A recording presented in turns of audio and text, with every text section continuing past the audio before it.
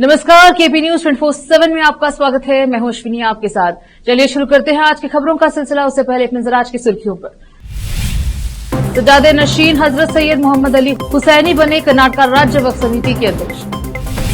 कर्नाटक राज्य अनुसूचित जाति संघ द्वारा शहर के अम्बेडकर सर्कल पर बैंगलोर चलो कार्यक्रम के पर्चे जारी किए गए। कर्नाटक के उपसभापति लमानी दुर्घटना में घायल। सीएम सिद्धरामैया ने राज्य बजट का बचाव किया, 2026-27 के लिए अधिशेष का किया वादा। सेंट्रल बैंक में लगी भीषण आग, रुपए समेत सब कुछ जलकर खाक। जोधपुर केंद्रीय मंत्री गजेंद्र सिंह शेखावत के काफिले की रिजर्व गाड़ी का कांच फोड़ा, राजवीर गैर मेले में हुए घटना।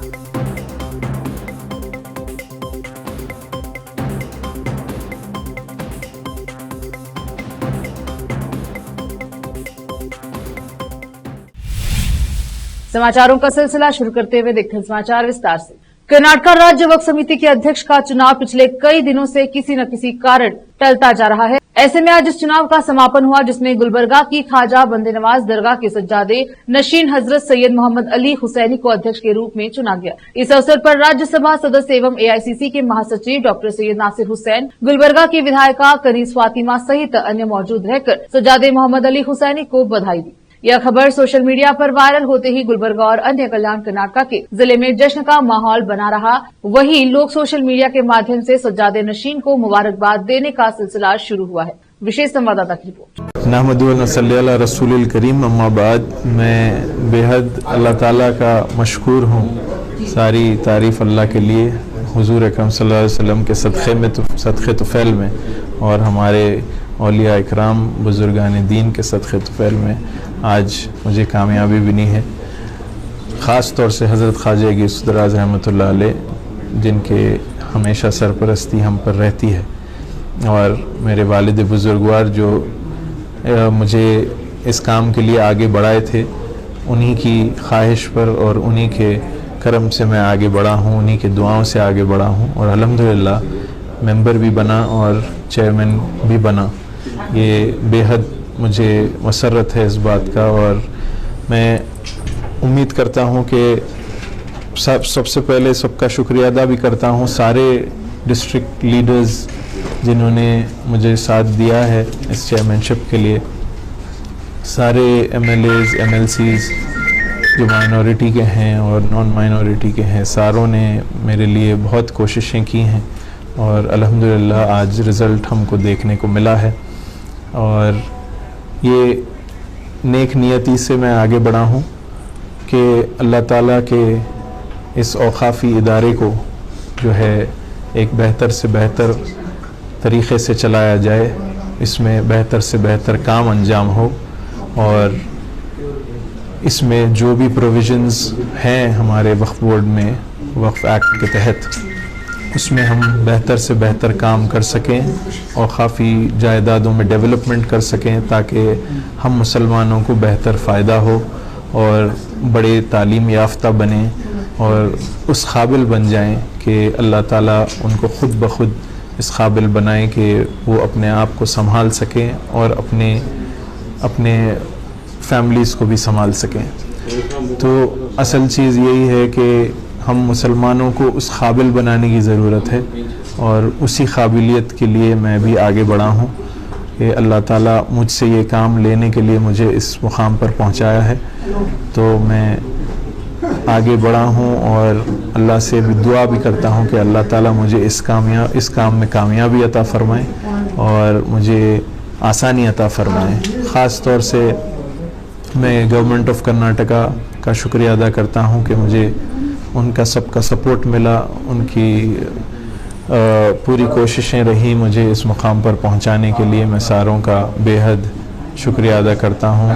पूरे कांग्रेस की टॉप से टॉप पोजीशन से लेकर सीएम साहब हो, खरगे साहब हो, सारे जितने बड़े बड़े लीडर्स हैं उन सबका शुक्रिया अदा करता हूं।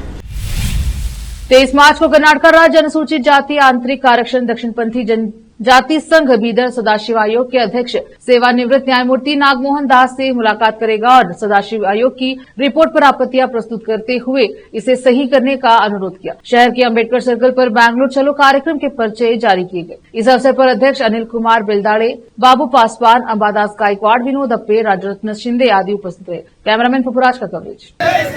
चलो चलो चलो चलो बलगೈ ಸಮುದಾಯ ಮಹಾ ಒಕ್ಕೂಟಕ್ಕೆ, ಬಲಗೈ ಸಮುದಾಯ ಒಳಪಂಗಡ ಮಹಾ ಒಕ್ಕೂಟಕ್ಕೆ.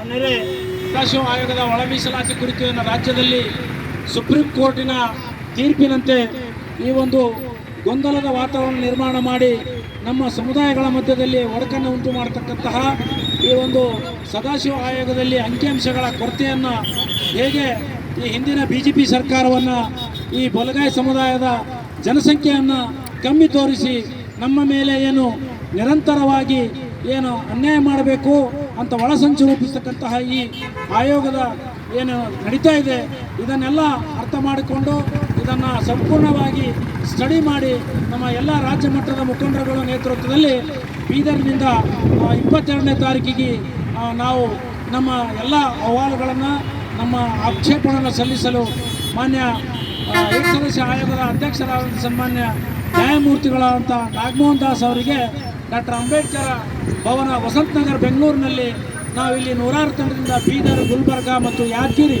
ಭಾಗದಲ್ಲಿ ವಿಶೇಷವಾಗಿ ಏನು ವಲಿಯ ಸಮಾಜಿಗೆ ಏನು ಇವತ್ತು ಚನ್ನದಾಸರಿದ್ದಾರೆ, ಇವತ್ತು ಬೇರೆ ಬೇರೆ ಸಮುದಾಯದಲ್ಲಿ ಗುರುತಕ್ಕಂತಹ ಈ ಬಲಗೈ ಸಮುದಾಯದ ಉಪಪಂಗಡಗಳ ಮೇಲೆ ಅಂಕಿಅಂಶಗಳ ಏನು ವ್ಯತ್ಯಾಸವನ್ನು ತೋರಿಸಿದ್ದಾರೆ. ಈ ಎಲ್ಲ ವಿಚಾರಗಳನ್ನು ನಮ್ಮ ಮನವಿ ಮುಖಾಂತರ ನಾವು ನಮ್ಮ ರಾಜ್ಯದ ನಮ್ಮ ಬಲಗೈ ಸಮಾಜದ ಸಚಿವರುಗಳಿಗೆ ಮತ್ತು ಮುಖಂಡರುಗಳಿಗೆ ಮತ್ತು ಆಯೋಗದ ಸದಸ್ಯರಿಗೆ ಮನವಿಯನ್ನು ಕೊಡಲಿಕ್ಕೆ ಹೋಗ್ತಾ ಇದ್ದೀವಿ. ಅದರ ಪ್ರಯುಕ್ತ ಇವತ್ತು ನಮ್ಮ ಬೀದರ್ ಜಿಲ್ಲಾ ಬಲಗೈ ಸಮಾಜದ ಒಕ್ಕೂಟದ ವತಿಯಿಂದ ಇವತ್ತು ಈ ಕರಪತ್ರವನ್ನು ಬಿಡುಗಡೆ ಮಾಡಿ ನಾವು ಈ ಮುಂದಿನ ಕಾರ್ಯಕ್ರಮಕ್ಕೆ ಅಣಿಯಾಗ್ತಾ ಇದ್ದೇವೆ. रोकते हैं समाचारों का सिलसिला, लेते हैं छोटा सा break.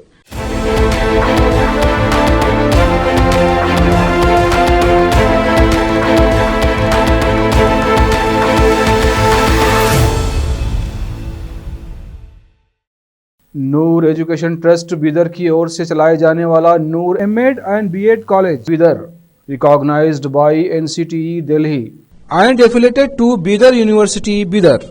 Admission are open for the academic year 2024-25.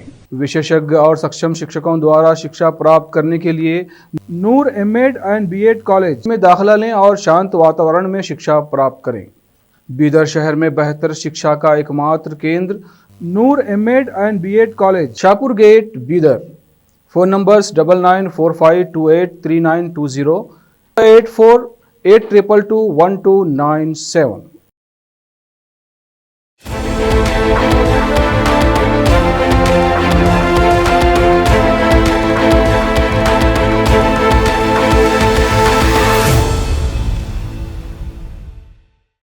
Break के बाद स्वागत है आपका। देखते हैं समाचार देश के।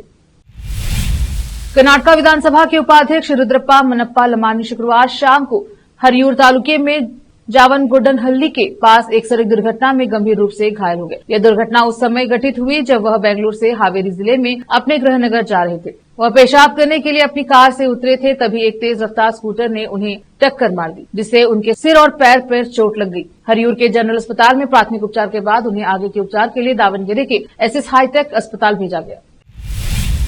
राज्य के बजट 2025-26 को वित्तीय प्रबंधन के मामलों में फ्लॉप शो बताने के विपक्ष के आरोप पर पलटवार करते हुए मुख्यमंत्री सिद्धरामैया ने गुरुवार को कहा कि वह 2026-27 के लिए अधिशेष बजट पेश करेंगे। उन्होंने विपक्ष को दिए अपने जवाब में कहा, पिछले साल 27,000 करोड़ रुपए का राजस्व घाटा था, इस साल यह घटकर 19,262 करोड़ रुपए रह गया है। अगले साल हम राजस्व अधिशेष वाला बजट पेश करेंगे। विधानसभा में विपक्ष के नेता आर अशोक ने आरोप लगाया है कि राज्य का राजस्व बढ़ाने के लिए लोगों को शराब पिलाई जा रही है। उन्होंने आलोचना करते हुए कहा कि सिद्धरामैया जिन्होंने 16 बजट पेश किए हैं बहुत कमजोर हैं। अशोक को जवाब देते हुए सीएम ने कहा, 2014-15 तक केंद्र पर केवल 53.11 लाख करोड़ रुपए का कर्ज था। नरेंद्र मोदी के प्रधानमंत्री बनने के बाद इसमें 56% की वृद्धि हुई है, क्योंकि 2025-26 में 2.1 लाख करोड़ रुपए उधार लिए जा रहे हैं। देश का कुल कर्ज बढ़कर 201 लाख करोड़ रुपए हो गया है। भाजपा के आरागा ज्ञानेंद्र से जानना चाहा कि सरकार का पूंजीगत व्यय कितना है, जबकि सुनील कुमार और भरत शेट्टी ने कहा कि केंद्र उधारी का इस्तेमाल सही उद्देश्यों के लिए कर रहा है। भाजपा के बीवाई विजेंद्र ने सुझाव दिया कि हर राज्य का बजट है, संसद सत्र चल रहा है, इसीलिए यह केंद्रीय मुद्दों पर चर्चा नहीं होनी चाहिए। उनका जवाब देते हुए सिद्धरामैया ने कहा, हमारी सरकार ने पूंजीगत व्यय को बढ़ाकर 43,000 करोड़ रुपए कर दिया है। उन्होंने कहा, संघीय व्यवस्था में केंद्र सरकार के मुद्दों पर चर्चा होनी चाहिए। कर्नाटक सरकार ने बेंगलुरु में यातायात की भीड़ को कम करने के लिए सुरंग सड़कों, डबल डेकर फ्लाईओवर, बफर सड़कों, एलिवेटेड कॉरिडोर और अन्य बुनियादी ढांचा परियोजनाओं सहित कई परियोजनाओं का प्रस्ताव दिया है। उप मुख्यमंत्री डीके शिव कुमार, जो बेंगलुरु विकास विभाग भी संभालते हैं, ने गुरुवार को परिषद को सूचित किया।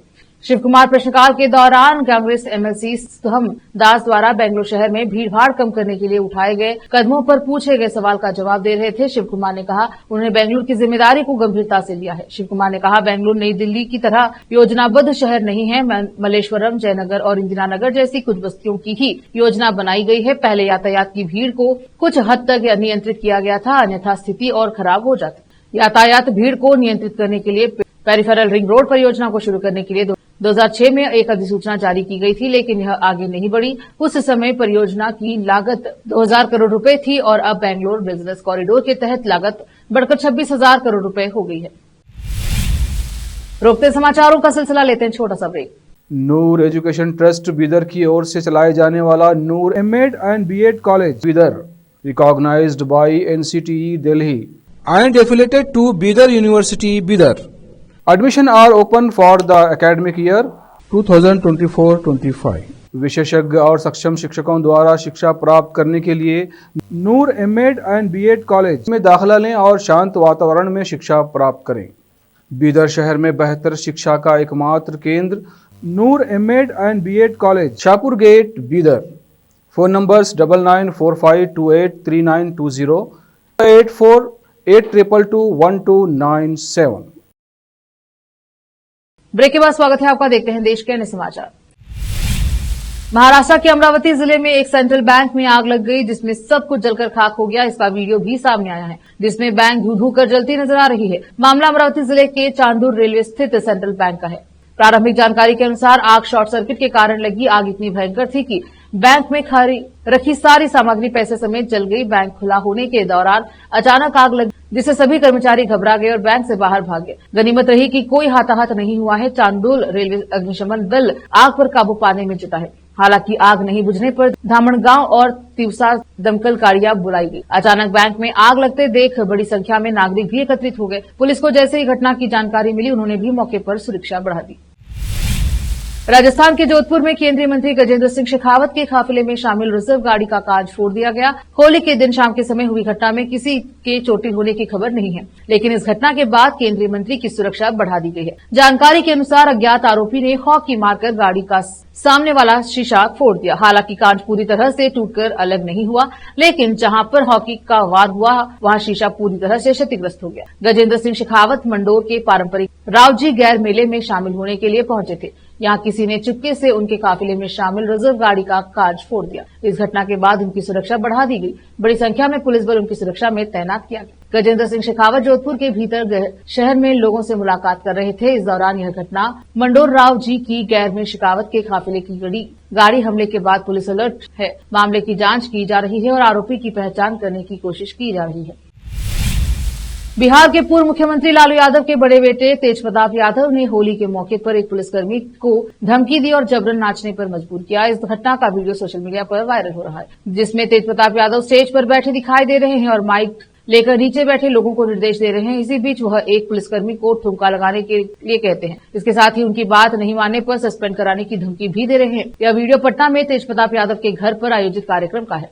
तेज प्रताप यादव का यह वीडियो सामने आने के बाद बिहार की राजनीति गर्मा गई है। जेडीयू के राष्ट्रीय प्रवक्ता राजीव रंजन ने इस वीडियो पर कहा है कि अब बिहार में ऐसी हरकतों के लिए जगह नहीं है। राजीव रंजन ने कहा, जंगल राज का दौर तो खत्म हो गया है, लेकिन लालू जी के प्रथम युवराज की हरकतें देखिए। एक पुलिसकर्मी को ठुमका लगाने का आदेश दे रहे हैं और नहीं मानने पर कार्यवाही की धमकी दे रहे हैं। लालू परिवार के कुनबे को समझना होगा कि बिहार अब बदल गया है। बदलते बिहार में अब इस तरह की हरकतों के लिए कोई जगह नहीं है। आंध्र प्रदेश के उप मुख्यमंत्री और जनसेना पार्टी के प्रमुख पवन कल्याण ने तमिलनाडु के नेताओं पर करारा हमला किया। उन्होंने कहा है कि नेशनल एजुकेशन पॉलिसी एनईपी के विरोध और हिंदी रोकने के आरोपों को लेकर तमिलनाडु के नेताओं की आलोचना की। पवन कल्याण इसे पाखंड बताते हुए उन्होंने सवाल किया कि वे हिंदी का विरोध क्यों करते हैं, जबकि हिंदी में फिल्में डब करके मुनाफा कमाते हैं। बता दें कि पवन कल्याण ने काकीनाडा के पिठापुरम में पार्टी के 12वें स्थापना दिवस को संबोधित करते हुए यह बातें कही। पवन कल्याण ने कहा कि नेता हिंदी का विरोध करते हैं, लेकिन वित्तीय लाभ के लिए तमिल फिल्मों को हिंदी में डब करने की अनुमति देते हैं। उन्होंने कहा, मुझे समझ में नहीं आता कि कुछ लोग संस्कृत की आलोचना क्यों करते हैं। तमिलनाडु के नेता हिंदी का विरोध क्यों करते हैं, जबकि वित्तीय लाभ के लिए अपनी फिल्मों को हिंदी में डब करने की अनुमति देते हैं। वे बॉलीवुड से पैसा चाहते हैं, लेकिन हिंदी को स्वीकार करने से इनकार करते हैं। यह किस तरह का तर्क है। आईएमडी वैज्ञानिक डॉक्टर सोमा सेन रॉय ने कहा कि उत्तर हरियाणा, पश्चिम उत्तर प्रदेश, उत्तराखंड और आसपास के इलाकों जैसे पंजाब, हिमाचल प्रदेश, पूर्वी उत्तर प्रदेश में गरज के साथ बारिश और ओलावृष्टि की संभावना है। कल से मौसम में बदलाव होगा और बारिश की तीव्रता और आर्द्रता कम हो जाएगी। उन्होंने कहा कि दिल्ली में अगले 3 से 4 दिनों तक अधिकतम तापमान 31 से 32 डिग्री सेल्सियस तक गिर जाएगा। न्यूनतम तापमान धीरे धीरे बढ़ेगा और सतही हवाओं के कमजोर होने के कारण 3 से 4 दिनों के बाद दोनों में वृद्धि होगी। मौसम वैज्ञानिक ने कहा कि गुजरात में गर्मी तेजी से बढ़ रही है और वहां ऑरेंज अलर्ट जारी किया गया है। कल से प्रदेश में येलो अलर्ट जारी किया जाएगा। गुजरात के साथ ही ओडिशा में भी भीषण गर्मी जारी रहेगी, इसीलिए ओडिशा के लिए रेड अलर्ट जारी किया गया है। इसमें साथ ही झारखंड और पश्चिम बंगाल में 2 से 3 दिनों तक येलो अलर्ट के साथ हीटवेव की स्थिति जारी रहेगी। मौसम में बदलाव होगा, फिर गर्मी थोड़ी कम हो जाएगी। वहीं पूर्वी अरुणाचल, पूर्वी असम और मणिपुर में भी तेज हवाओं के साथ ऑरेंज अलर्ट जारी किया जाएगा। मौसम विभाग ने कहा कि उत्तरी हरियाणा, पश्चिम उत्तर प्रदेश और उत्तराखंड में ओलावृष्टि की संभावना है और पंजाब, हिमाचल प्रदेश, जम्मू कश्मीर, नॉर्थ ईस्ट राजस्थान और ईस्ट उत्तर प्रदेश में आंधी तूफान के साथ बारिश की संभावना है। होली के बाद गर्मी धीरे धीरे बढ़नी शुरू हो जाएगी। बीच बीच में मौसम में बदलाव देखने को मिल सकता है। एक बार फिर से रोकते हैं समाचारों का सिलसिला, लेते हैं छोटा सा break. Noor education trust Bidar की ओर से चलाए जाने वाला Noor MEd and BEd college Bidar, recognised by NCTE Delhi and affiliated to Bidar University, Bidar. Admission are open for the academic year 2024-25. विशेषज्ञ और सक्षम शिक्षकों द्वारा शिक्षा प्राप्त करने के लिए नूर एमएड एंड बीएड कॉलेज में दाखिला लें और शांत वातावरण में शिक्षा प्राप्त करें। बीदर शहर में बेहतर शिक्षा का एकमात्र केंद्र Noor MEd and BEd college, Shahpur gate, Bidar. Phone numbers 9945283920, 8482221297। Break के बाद स्वागत है आपका। देखते हैं अंतर्राष्ट्रीय समाचार। रूस के राष्ट्रपति व्लादिमीर पुतिन ने सऊदी अरब के क्राउन प्रिंस मोहम्मद बिन सलमान के साथ फोन पर बात की है। दोनों के बीच रूस यूक्रेन युद्ध में शांति स्थापित करने के मुद्दे पर भी बातचीत हुई। इस दौरान रूसी राष्ट्रपति व्लादिमीर पुतिन ने रूस और अमेरिका के बीच संबंधों को सामान्य करने को लेकर सऊदी अरब की मध्यस्थता पर भी बातचीत की। क्रेमलिन की ओर से जारी बयान के अनुसार रूसी राष्ट्रपति व्लादिमीर पुतिन ने संघर्ष विराम को लेकर बातचीत की। मेजबानी करने के लिए सऊदी अरब के मध्यस्थता की कोशिशों के लिए भी सऊदी क्राउन प्रिंस को धन्यवाद दिया। वहीं सऊदी अरब विदेश मंत्रालय के एक बयान में कहा गया कि सऊदी क्राउन प्रिंस से रूसी राष्ट्रपति ने कहा उनका शासन बातचीत को पूर्ण रूप से सुविधाजनक बनाने और यूक्रेन संकट के बीच राजनीतिक समाधान का समर्थन करने के लिए प्रतिबद्ध है। इसी बीच यह भी बता दें कि अमेरिकी राष्ट्रपति डोनाल्ड ट्रंप जंग रुकवाने की लगातार कोशिश कर रहे हैं, लेकिन यूक्रेन के राष्ट्रपति वोलोदिमीर जेलेंस्की ने कुछ ऐसा कह दिया जिससे रूसी राष्ट्रपति व्लादिमीर पुतिन पर पारा हाई हो सकती है। जेलेंस्की ने कहा कि पुतिन जंग नहीं रुकवाना चाहते हैं, लेकिन वो सीधे तौर पर डोनाल्ड ट्रंप से यह कह पाने से डरते हैं। उत्तर पश्चिमी पाकिस्तान के खैबर पख्तूनख्वा प्रांत में एक मस्जिद में शुक्रवार की नमाज के दौरान बम विस्फोट होने के वरिष्ठ मौलवी सहित 4 लोग घायल हो गए हैं। पुलिस ने इस बारे में जानकारी दी है। जिला पुलिस अधिकारी आसिफ बहादुर ने बताया कि दक्षिण वजिरिस्तान में मौलाना अब्दुल अजीज मस्जिद में धमाका हुआ, जिसमें जमीयत उलेमाए इस्लाम के जिला प्रमुख मौलाना अब्दुल्ला नदीम सहित अन्य घायल हो गए। अधिकारी ने बताया कि यह विस्फोट मस्जिद में मौलवी द्वारा तकरीर देने के लिए बनाए गए मंच में लगाया गया था। उन्होंने बताया कि बचाव दल तुरंत घटनास्थल पर पहुंच गया और घायलों को वाना के जिला अस्पताल ले जाया गया। अधिकारी ने बताया कि पुलिस भी घटनास्थल पर पहुंच गई है और सबूत इकट्ठा कर रही है। फिर से एक नजर आज की सुर्खियों पर। सज्जादे नशीन हजरत सैयद मोहम्मद अली हुसैनी बने कर्नाटक राज्य वक्फ समिति के अध्यक्ष। कर्नाटक राज्य अनुसूचित जाति संघ द्वारा शहर के अंबेडकर सर्कल पर बैंगलोर चलो कार्यक्रम के पर्चे जारी किए गए। कर्नाटक के उपसभापति लमानी दुर्घटना में घायल। सीएम सिद्धरामैया ने राज्य बजट का बचाव किया, 2026-27 के लिए अधिशेष का किया वादा। सेंट्रल बैंक में लगी भीषण आग, रुपए समेत सब कुछ जलकर खाक। जोधपुर केंद्रीय मंत्री गजेंद्र सिंह शेखावत के काफिले की रिजर्व गाड़ी का कांच फोड़ा, राजवीर गैर मेले में हुए घटना।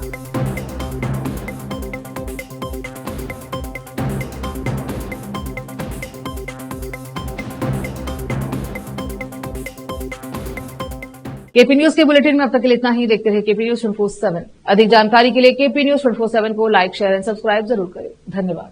देश प्रदेश और स्थानीय समाचारों के लिए केपी न्यूज 24/7 को लाइक, शेयर एंड सब्सक्राइब जरूर करें।